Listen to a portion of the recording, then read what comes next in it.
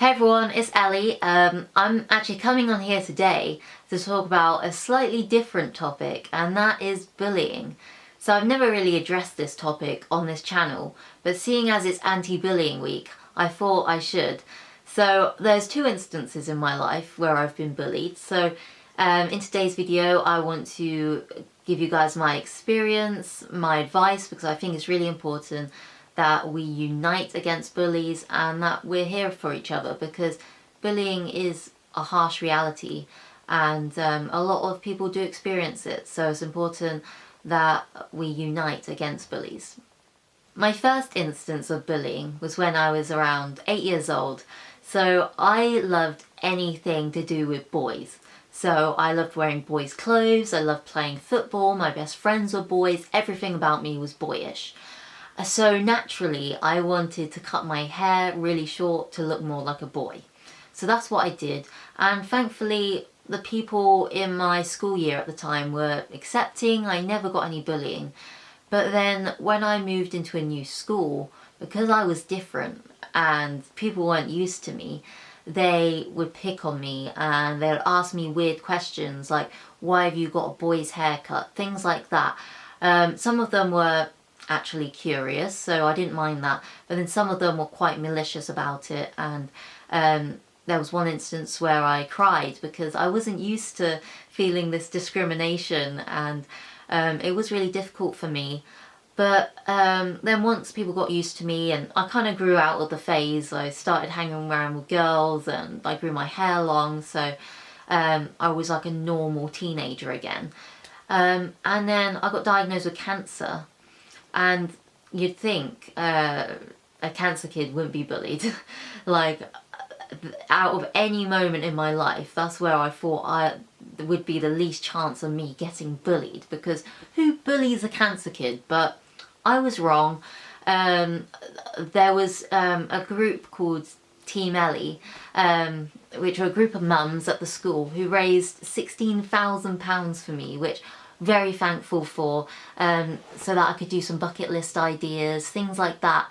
But a few kids at school took exception to that. They kind of said things like, oh, she doesn't deserve that money, why is she getting that money, she's got a nice house, she's got an iPad, whatnot, so you know, she shouldn't be getting that money, she's so greedy, stuff like that.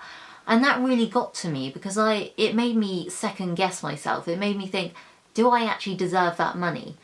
And of course I did, because I had such a aggressive and horrid cancer that it was really important that I had that money raised for me so that I could do those bucket list ideas, because the future was very unpredictable. But bullies, they're just so manipulative and horrible that it made me think, do I actually deserve it? And that was a horrible point in my life, because it made me feel like some people were against me, and I'd never felt that in my life before. And that was quite a horrible feeling, especially seeing as some of these people that were mean to me were actually my good friends before I was diagnosed with cancer. So it was a harsh reality, definitely. Following on from that, there were people at school who would say things about me and took exception to the fact that that I had a lot of attention. People didn't like that. They almost got jealous because I had some media attention, because there was a few fundraisers for me.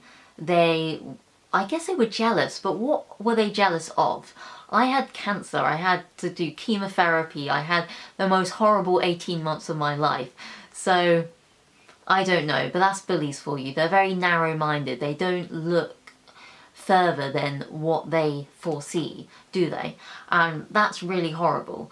And then there was another instance where this boy had recently lost his grandmother to cancer, which, you know, I feel for him for that. That's horrible. But he'd been saying that I deserved to die and his grandma didn't. And I thought, what? No one deserves to die of cancer. So why are you putting this on me? So it's almost like he had a resentment against me surviving and his grandmother not surviving, which, you know, I don't know, I don't understand that logic. And obviously it made me feel guilty for nothing. I had no control over the grandmother surviving or passing away, so that was hard for me because it felt like loads of people were putting the blame on me, people were against me, and that was really hard to deal with because at the time of my diagnosis and through my cancer journey, all I needed was support. I was very thankful that 90% of people were there for me and they did support me, but then there was that minority that had something against me, which was really hard. And I can totally understand if you're watching this now and you've been bullied, then I understand how you feel, because you almost feel guilty for nothing and you've done nothing wrong. They're just picking and being mean to you for no reason, and not having that control or any justification as to why they're bullying you is really difficult, and it's quite mind-boggling actually. But I was very fortunate that I had a very good support network, so as long as I had them, I didn't really care what the bullies said to me. So that is definitely my first piece of advice. Surround yourself with good people. Don't surround yourself with the bullies. Surround yourself with people who actually care and support you, because they're the people that are going to make you feel good. Bullies don't. My next piece of advice is that being different is okay. Because I had cancer, because I had loads of attention around me, that made me different. And that's what bullies didn't like.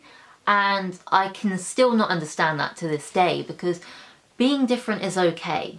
And it's completely normal. Like, not everyone is the same.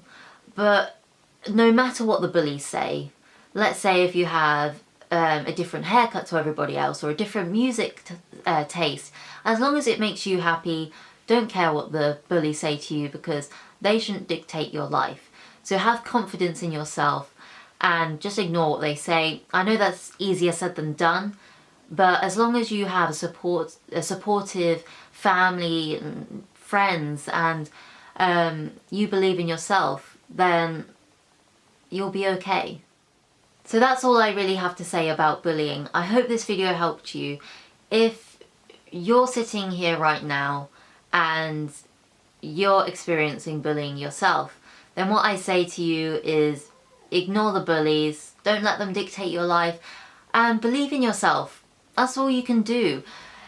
You know, bullies break you down. They try to grind you into this state where you don't even believe in yourself, but don't let them do that.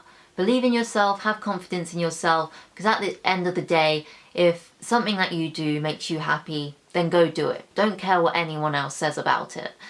It's anti-bullying week, so make sure you use the hashtag anti-bullying week 2018 and share your story, because bullying isn't something to hide. It's not something that will degrade you as a person. People won't judge you for it. So share your story, because there's loads of other people out there, including me, that are like you, that have experienced bullying. So remember that we're all united as a force against bullies. So thank you so much for watching. I hope this video helped you. Make sure to comment down below any advice that you have to cope with being bullied.